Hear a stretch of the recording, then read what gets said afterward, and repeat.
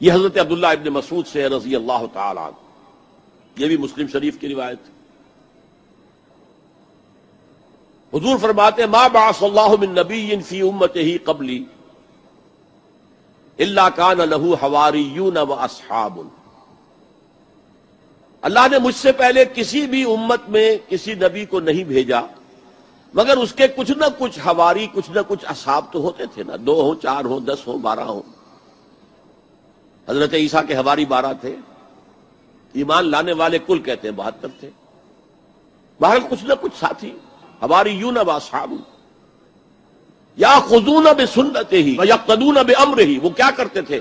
وہ حواری اور صحابہ اپنے نبی کی سنت کو مضبوطی سے پکڑ لیتے تھے اور انہی کے احکام کی پیروی کرتے تھے۔ یقتدون بامرہ،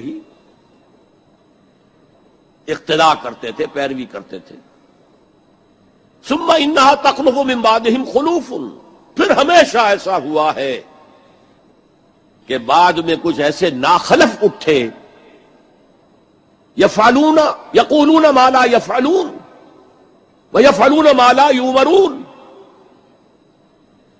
کہ وہ کہتے وہ تھے جو کرتے نہیں تھے اور کرتے وہ تھے جس کا حکم ہی نہیں ہوا۔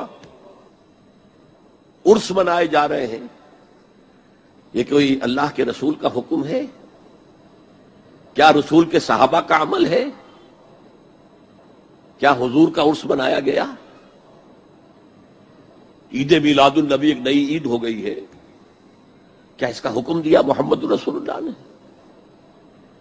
یفعلون ما لا یؤمرون، وہ اپنی ہی ایجاد کردہ روایات ہیں، اپنی ہی ایجاد کردہ بدعات ہیں، اپنی ہی ایجاد کردہ رسومات ہیں، ان پر لگے ہوئے ہیں اور دعوے کرتے ہیں اللہ سے محبت، رسول کے عشق کے، جبکہ ان کے عمل میں نہ اللہ کی اطاعت ہے نہ رسول کا اتباع ہے۔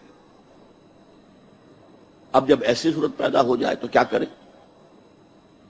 فمن جاہدہم بیدہ فہو مومن، تو جو مسلمان بھی ان کے خلاف جہاد کرے گا اپنے ہاتھ سے، اپنی طاقت سے، وہ مومن ہوگا۔ ومن جاہدہ بلسانہ فہو مومن، اور جو ان کے خلاف جہاد کرے گا اپنی زبان سے وہ بھی مومن ہوگا۔ وہی 3 درجے۔ ومن جاہدہم بقلبہ فہو مومن، دل سے نفرت رکھ کر جو جہاد کرے گا بالقلب وہ بھی مومن ہوگا۔ فما وراء ذلک من الایمان حبۃ خردل، اس کے بعد تو ایمان رائی کے دانے کے برابر بھی نہیں ہے۔